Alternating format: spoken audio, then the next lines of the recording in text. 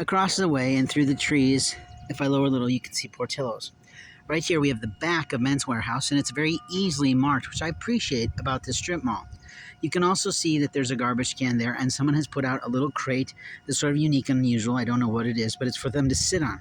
Now, the other day, I knew that they were going out there to do things, and I'll be honest, I pulled a very sturdy, huge, heavy metal folding chair that wasn't marvelous in terms of how it was painted, but it was useful.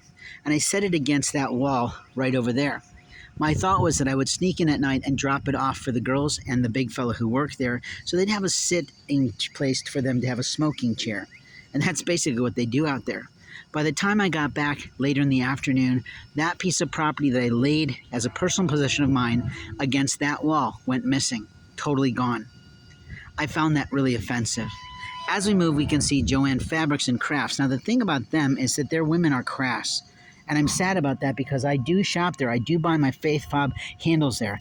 As we walk, we can see the zigzaggedness of this crazy contraption they've got to process their garbage. But the problem is that a whole bunch of stuff with the wind in the city gets trapped underneath that thing.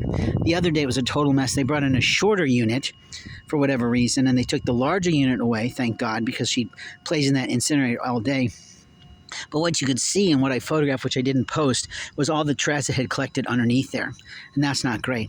Now, in this cute little corner here is where I usually like to put myself down if I'm having a narcoleptic fit, meaning God says it's time to take a rest.